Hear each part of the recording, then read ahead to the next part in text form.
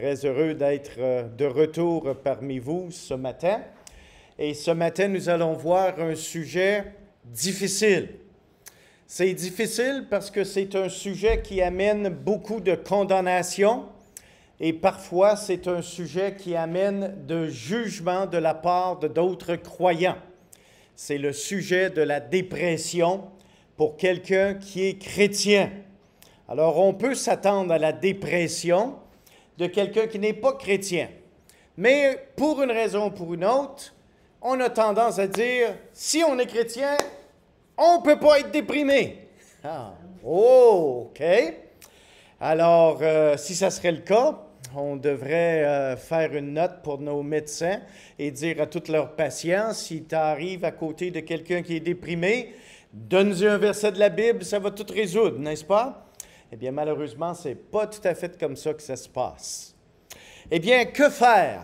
Que faire quand la dépression frappe à la porte d'un chrétien? Ce matin, j'aimerais vous encourager de tourner dans votre Bible, dans le livre de Psaumes, le psaume 119. Nous allons lire une petite portion des Écritures et nous allons utiliser cette portion des Écritures pour nous inspirer de leçons bibliques. Alors, le psaume 119, à partir du verset 25.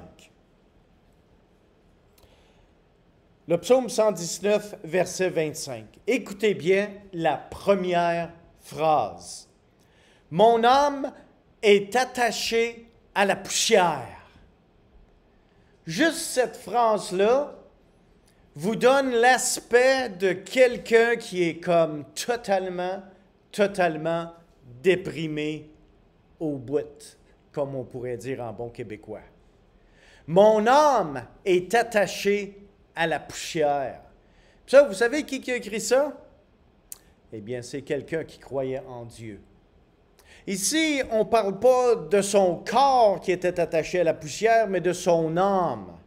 Très important parce que la dépression, ce n'est pas tout à fait quelque chose qui peut être identifié facilement.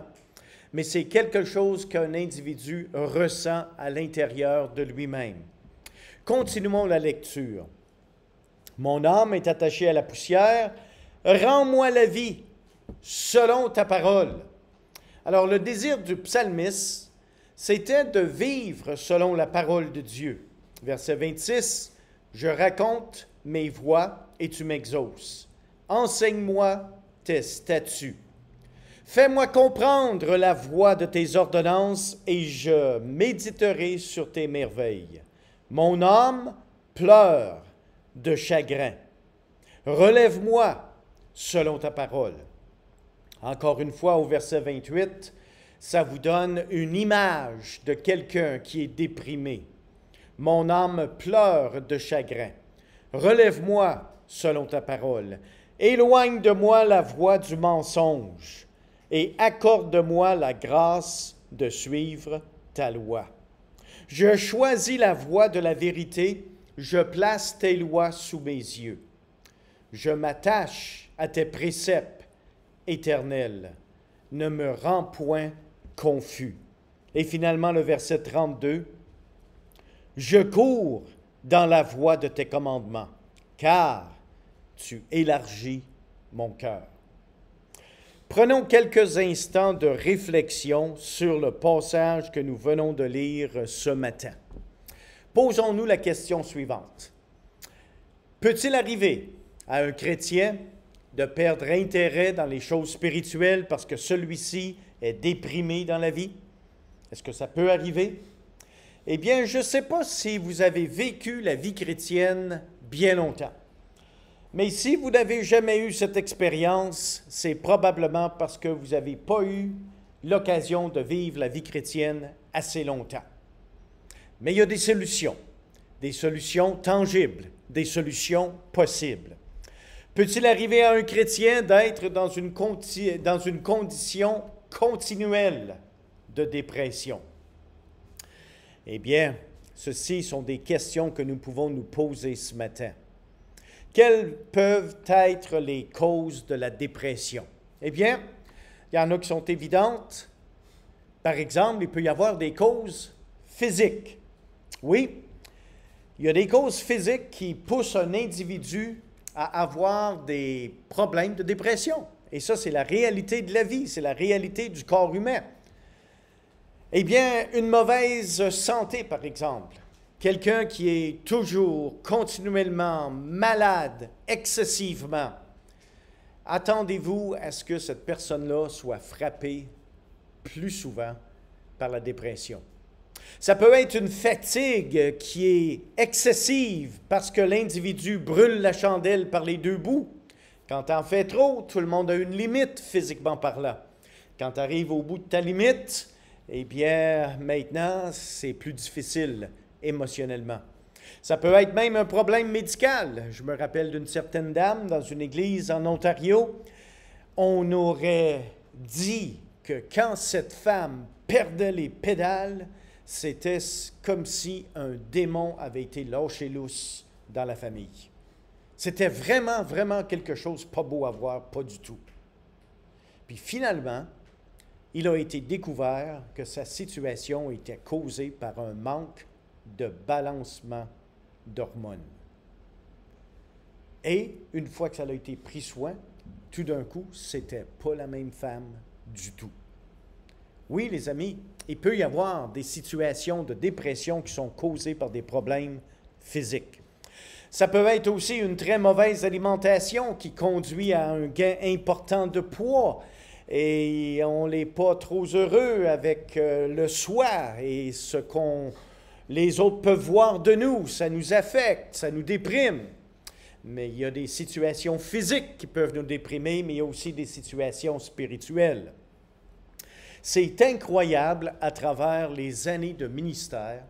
Et en passant, pour votre information, j'ai prêché ce message pour la première fois il y a 42 ans, en 1979, à une école biblique qui s'appelle Briarcrest, Saskatchewan.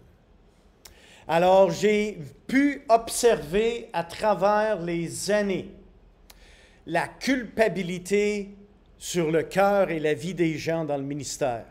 Quand une personne se sent coupable à cause d'un péché non pardonné, c'est souvent un individu qui a un problème de dépression également. Alors, assurons-nous de toujours avoir un lien très proche avec notre Dieu. Assurons-nous que, au moins spirituellement, c'est pris soin et qu'il n'y a pas de péché caché, qu'il n'y a pas de vie cachée, que personne d'autre peut voir, excepté Dieu, mais que notre conscience nous accuse continuellement parce que nous n'avons pas pris soin de ce péché caché devant Dieu. Et souvent, avec ces personnes, la conscience leur accuse, mais ils développent aussi un complexe de ce que j'appelle un complexe d'aurore enfant martyr. Pauvre, pauvre, petit moi. C'est toujours les autres qui ont les bénédictions, c'est jamais moi. Et souvent, il s'agit de quelqu'un qui a un problème spirituel au niveau de sa conscience avec son Dieu. Il y a aussi le résultat du péché qui peut amener des choses, la dépression dans la vie d'un chrétien. Par exemple, une jeune femme qui a eu un accident de moto et qui a perdu une jambe, eh bien, elle est toujours chrétienne lorsqu'elle sort de l'hôpital, mais sa jambe ne repoussera jamais plus. Alors, cet événement de la vie, même si c'est juste un accident de moto qui n'aurait même pas pu être prévenu possiblement, eh bien, ça va affecter l'ensemble de la personnalité de cet individu. Alors, comment réagir quand des choses semblables vous tombent sur la tête et ont tendance à vous découvrir? C'est pas juste en prenant un verset biblique puis en garochant dans la face du monde que vous allez régler un problème de dépression. Alors, par exemple, quelqu'un qui souffre de maladie vénérielle à cause d'une vie cachée ou une vie de péché, eh bien, ça va amener toutes sortes de complications dans l'âme de l'individu. Alors, ce matin, il est fort probable que chaque chrétien devra faire face à la dépression tôt ou tard dans sa vie chrétienne. Comment ce chrétien devra-t-il répondre à la dépression lorsque celle-ci frappera continuellement à la porte de sa vie? Eh bien, le psalmiste, dans le psaume 119, versets 25 à 32 que nous venons de lire, nous démontre comment nous devons manier la dépression lorsque celle-ci essaie de rentrer dans notre vie par les craques de notre foi affaiblie.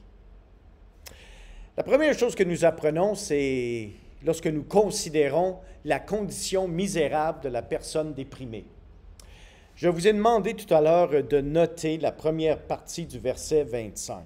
« Mon âme est attachée à la poussière. » Quand tu penses à ce verset, tu peux comprendre qu'est-ce qui se passe un peu mieux dans le cœur et la vie de quelqu'un de déprimé. Quand ton âme, pas juste ton corps, mais quand ton âme est rendue à ce point, puis elle est attachée à la poussière, les amis, tu ne peux pas aller beaucoup plus bas que la poussière. Tu es rendu là. C'est très déprimant en terre. Très déprimant. Alors ici, c'est un cri qui nous parvient de la poussière même. Votre âme se sent-elle déprimée ce matin? Eh bien, ce que nous allons étudier pourrait vous aider et j'espère que ça va vous aider. Les paroles du psalmiste expriment-elles les sentiments de votre cœur? Les causes de votre dépression sont-elles physiques ou spirituelles? Ça, c'est la première chose à établir. Oui, il y a des raisons spirituelles, alors bibliquement, on sait comment en prendre soin. Est-ce que c'est une cause physique? Eh bien, peut-être que c'est le temps de prendre un autre rendez-vous chez le médecin. Et peut-être que la situation peut se régler, peut-être que ça ne se réglera jamais. Mais au moins, vous le savez.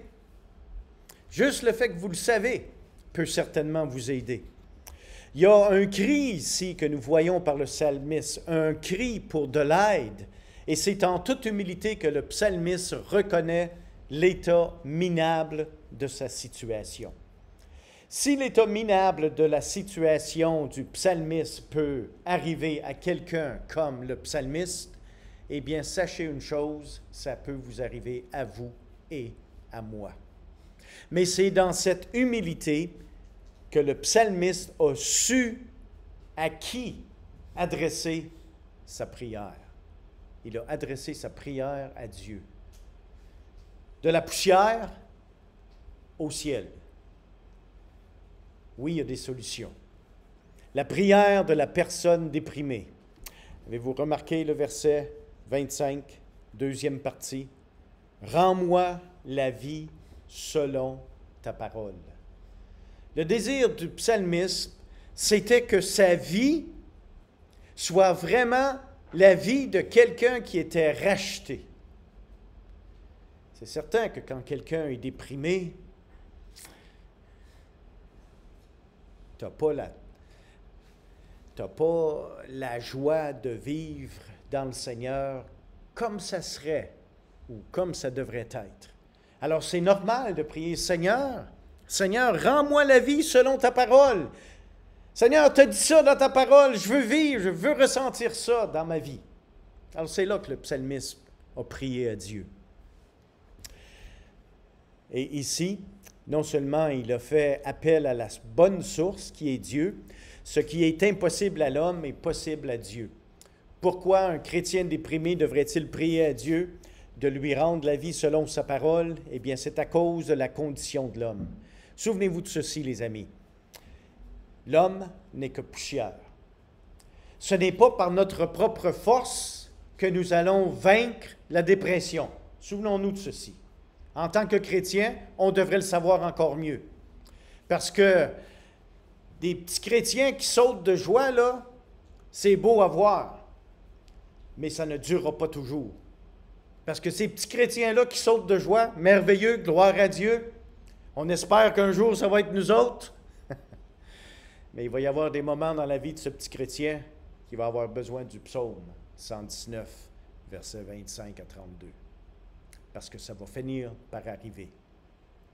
Aussi, souvenons-nous que une des situations ici, que nous sommes un être humain, et c'est à cause de ceci que nous devons être comme Christ. Les amis, notre but ultime là, sur la terre, non seulement on doit reconnaître que nous sommes seulement des hommes, mais nous devons reconnaître en tant que chrétiens que le but ultime, c'est d'être comme Christ. Puis si à un moment donné, il y a une journée que tu ne te sens pas comme Christ, bien, prie donc selon la parole de Dieu, puis dis, Seigneur, aujourd'hui, là, je ne me sens vraiment pas comme Christ. Mais j'aimerais bien l'être, par exemple. Parce que c'est notre but. Puis en plus, des fois, c'est la seule solution possible. Non seulement on a réalisé qu'on n'a pas la capacité physique d'avoir la victoire par nous-mêmes sur la dépression, non seulement on a réalisé qu'on n'est pas tout à fait comme Christ aujourd'hui, mais au moins réalisons qu'un jour nous serons avec lui. D'après moi, il va y avoir pas mal de personnes déprimées au ciel. Mais une fois rendu, on ne le sera plus. Hein? C'est pas beau ça un peu? Savez-vous que si vous êtes déprimé aujourd'hui, un jour vous allez être au ciel? Ah, mais c'est la vérité biblique. C'est pour ça que le psalmiste va prier, puis il a demandé, « Rends-moi selon ta parole. » Mais la Bible dit, nous ne sommes que des êtres humains. Nous sommes des êtres très faibles. Que nous soyons chrétiens ou non, nous sommes quand même des êtres très faibles. En plus, eh bien, on devrait être comme Christ. Ça, on le sait intellectuellement, la Bible le dit. Mais on n'est pas rendu là. Mais on devrait viser à l'être et on devrait prier pour le devenir de plus en plus. Mais une chose est certaine, c'est parce que nous avons placé notre foi dans le Seigneur Jésus-Christ, nous allons être avec lui un jour. Oui, il va y avoir non seulement des petits chrétiens qui sautent de joie, qui vont être au ciel, mais il va y avoir des chrétiens qui ont passé à travers des périodes de dépression affreuses. Mais ils vont être au ciel et ça va être fini.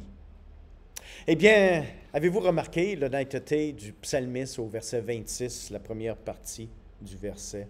« Je raconte mes voies et tu m'exauces. Enseigne-moi tes statuts. » Avez-vous réalisé qu'une partie, une bonne partie de la vie chrétienne, c'est d'être ouvert à l'enseignement qui vient de la parole de Dieu? Parce que lorsque nous sommes ouverts à l'enseignement qui vient de la parole de Dieu, nous sommes ouverts à un changement dans notre vie. Et c'est ce que nous allons voir dans les choses qui vont suivre. Vous savez que l'apprentissage, eh bien, premièrement, c'est une attitude de cœur. Voulez-vous apprendre? Avez-vous le désir d'apprendre? Ou pensez-vous que vous avez assez appris que vous pouvez vivre pendant un autre 25, 30, 40 ans avec la connaissance que vous avez aujourd'hui? Est-il possible? Bien, j'aimerais vous suggérer, les amis, que l'apprentissage est premièrement une attitude de cœur. En plus, l'apprentissage est une responsabilité à remplir.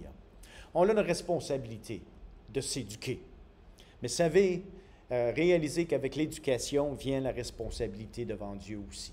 Le plus que vous allez venir à l'Église, le plus que vous allez apprendre en lisant la parole de Dieu, le plus que vous allez être responsable devant Dieu un jour. Ah, mais on est responsable d'apprendre. L'apprentissage est un devoir pour nous tous. Et on doit se poser la question, est-ce que j'ai cessé d'apprendre? Alors, la requête du psalmiste ici, de la personne déprimée, nous est exprimée au verset 28 et 29. « Mon âme pleure de chagrin. » Ça m'impressionne, la manière dont les textes bibliques sont formulés. Parce que quand tu pleures, c'est parce que tu as du chagrin. Mais ici, le verset nous dit, « Mon âme pleure de chagrin. » Hey, ça, là, c'est fort. Là, ça coule. Là, ça descend. Là, puis laurier est rendu mouillé tellement il y a de pleurs. Tu la vires de bord, ça continue, ça coule. Pleure de chagrin. Ton cœur est pesant tellement il y a des pleurs. C'est rendu profond là, dans le cœur du psalmiste. Mais ça représente peut-être certains aspects de notre vie. Remarquez ici, le passé n'a pas besoin de déterminer votre futur. Remarquez bien le verset 30 et le verset 31. « Je choisis la voie de la vérité. Je place tes lois sous mes yeux. » Il y a une chose que je réalise en tant que chrétien, c'est que nous avons des choix à faire. Ces choix-là vont déterminer si nous allons rester là où nous sommes, dans notre connaissance, dans notre attitude, dans notre vie spirituelle, dans notre vie chrétienne, et ou vont déterminer là où nous allons être dans le futur. Ici, le psalmiste dit, dans le verset que nous venons de lire, verset 31, « Je m'attache à tes préceptes », mais au verset 30, ça commence par « Je choisis la voie de la vérité ». C'est le début de tout. Maintenant, lorsque vous faites ce choix, vous dites, « Seigneur, maintenant je veux être enseigné par toi. » Oh, je ne vous dis pas que ça va être facile, mes amis. Je ne vous dis pas que vous ne serez jamais plus déprimés, mais vous allez continuer de grandir. Grandir dans les voies du Seigneur, grandir en connaissance, grandir en réalisant que dans notre corps terrestre, nous sommes affligés par des faiblesses continuelles à cause du péché qui est toujours en nous et de notre nature pécheresse. Réaliser aussi le fait que notre but ultime, c'est de devenir comme Christ. Seigneur, aujourd'hui, je ne me sens pas comme Christ, pas du tout. Mais j'aimerais bien l'être. Priez à Dieu. Réalisez aussi qu'un jour, vous allez être avec lui. Prenez encouragement dans cette vérité. Le futur désirable, c'est de faire les choix qui vont nous amener à avoir la victoire sur la dépression. Mais il y a une chose que nous devons réaliser en concluant ce matin. Parce que, avec la dépression, malheureusement, vient souvent le jugement des autres. Puis, qu'est-ce qui arrive aussi, et un des passages que nous avons lus dans le texte qui est devant nous, « Je cours » au verset 32, « dans la voie de tes commandements, car tu élargis mon cœur. Enseigne-moi, Éternel, la voie de tes statuts, pour que je la retienne jusqu'à la fin. » Et il parle aussi, dans un verset que nous avons lu, il ne voulait pas faire partie du mensonge. Vous savez qu'est-ce qui est le plus difficile quand quelqu'un est déprimé? C'est d'être déprimé à la maison et de sembler être joyeux en public. Parce que, en public, on est chrétien, on ne peut pas démontrer qu'on est déprimé, parce qu'on a peur de se faire juger. Maintenant, mettez-vous pour quelques minutes dans les sandales de l'autre qui vous voit. L'autre qui a tendance peut-être de vous juger. Eh bien, soyons certains que nous ne connaissons jamais tous les faits de quelqu'un d'autre. Et si jamais vous êtes tenté, de juger quelqu'un d'autre parce qu'ils sont déprimés, je vous inviterai de bien écouter l'histoire du vieil homme et de son cheval blanc. Voici une petite histoire qui pourrait nous enseigner quelque chose.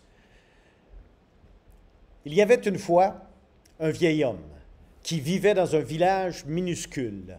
Bien que pauvre, tous l'enviaient, car il possédait un beau cheval blanc.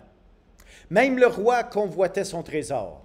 On n'avait jamais vu le cheval comme celui-ci, tellement sa splendeur, sa majesté et sa force étaient grandes. Les gens lui offraient des prix fabuleux pour son courtisier. Mais le vieil homme refusait toujours. « Ce cheval n'est pas un cheval qui m'appartient, disait-il. C'est une personne pour moi. Comment pourrais-je vendre une personne? C'est un ami, ce n'est pas une possession. Comment pourrais-je vendre un ami? » L'homme était pauvre et la tentation était grande, mais il n'a jamais vendu le cheval. Un matin, il a constaté que le cheval n'était plus dans l'écurie. Tout le village est venu pour le voir et pour se moquer de lui. « Vous êtes un vieil imbécile! Nous vous avions dit que quelqu'un volerait votre cheval.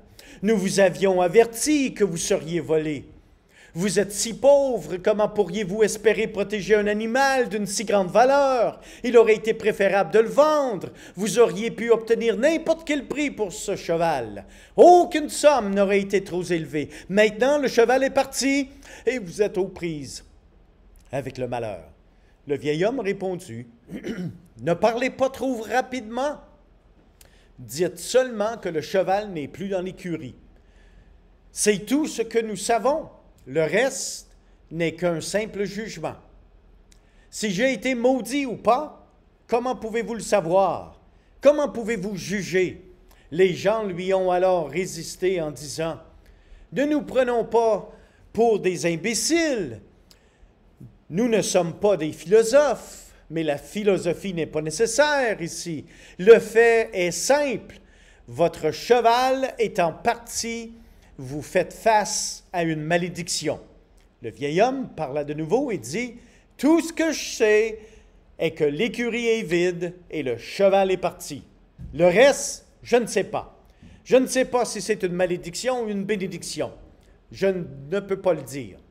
Tout ce que nous pouvons voir n'est qu'un fragment qui peut dire ce qui viendra ensuite. » Les gens du village se sont mis à rire. Ils pensaient que l'homme était fou. Il pensait toujours qu'il était un imbécile. S'il ne l'était pas, il aurait vendu le cheval et vécu confortablement avec l'argent. Mais au lieu de cela, il était un pauvre bûcheron, un vieil homme coupant toujours du bois de chauffage, le traînant hors de la forêt pour pouvoir le vendre, vivant pendant des mois dans la misère et la pauvreté. Maintenant, il avait prouvé qu'il était en effet un imbécile. 15 jours plus tard, le cheval est retourné à l'écurie. Il n'avait pas été volé, il était parti courir dans la forêt. Non seulement il était revenu, mais il avait apporté une douzaine de chevaux sauvages avec lui.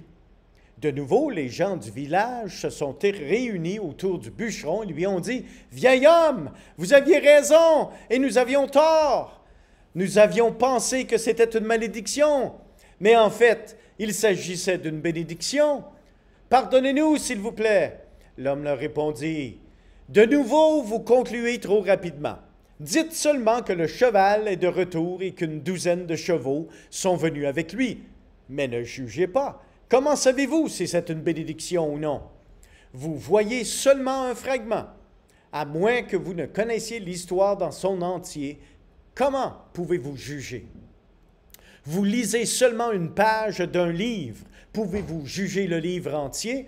Vous lisez seulement un mot d'une expression. Pouvez-vous comprendre l'expression entière? La vie est tellement vaste et cependant vous portez un jugement sur l'ensemble de la vie avec une page ou un mot. Tout ce que vous avez n'est qu'un fragment. Ne dites pas que c'est une bénédiction. Personne ne sait. Je suis content avec ce que je sais. Je ne suis pas perturbé par ce que je ne sais pas. Peut-être le vieil homme a-t-il raison, se sont-ils dit. Donc, ils n'ont rien rajouté. Mais au fond d'eux-mêmes, ils savaient qu'ils avaient tort. Ils savaient que c'était une bénédiction. 12 chevaux sauvages étaient retournés avec un cheval. Avec un peu de travail, les animaux pourraient être dressés et vendus pour beaucoup d'argent. Le vieil homme avait un fils unique. Alors celui-ci a commencé à dresser les chevaux sauvages. Après quelques jours, il est tombé de l'un des chevaux et s'est cassé les 2 jambes. De nouveau, les villageois se sont réunis autour du vieil homme et ont porté leur jugement. « Vous aviez raison, lui ont-ils dit. Vous avez prouvé que vous aviez raison. La douzaine de chevaux n'était pas une bénédiction. Il était une malédiction. Votre fils unique s'est cassé les 2 jambes et maintenant, dans votre vieillesse, vous n'avez personne pour vous aider. Maintenant, vous êtes plus pauvres que jamais. » Le vieil homme leur a parlé de nouveau. « Vous êtes obsédés par l'esprit de jugement. N'allez pas si rapidement. Dites seulement que mon fils s'est cassé les jambes. Qui peut dire si c'est une bénédiction ou une malédiction? Personne ne le sait. Nous avons seulement un fragment. La vie nous vient par fragments. » Il arriva que quelques semaines plus tard, que que le pays était engagé dans une guerre contre un pays voisin. On a exigé l'enrôlement de tous les jeunes hommes du village pour joindre l'armée. Seulement le fils du vieil homme en a été exclu parce qu'il était blessé avec ses 2 jambes cassées. De nouveau, les gens se sont réunis autour du vieil homme, criant leur douleur parce que leur fils avait été pris.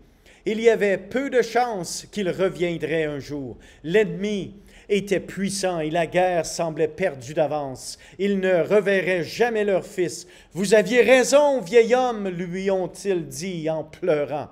Dieu sait que vous aviez raison. La preuve est que l'accident de votre fils était une bénédiction. Ses jambes sont peut-être cassées, mais au moins il est avec vous. Nos fils sont partis pour toujours. » Le vieil homme leur a alors dit, « Il est impossible de parler avec vous. Vous tirez toujours des jugements comme conclusion. Personne ne sait. Dites seulement, nos fils ont dû aller à la guerre et le mien n'est pas allé. Personne ne sait si c'est une bénédiction ou une malédiction. Personne n'est assez sage pour savoir. Dieu seul le sait. »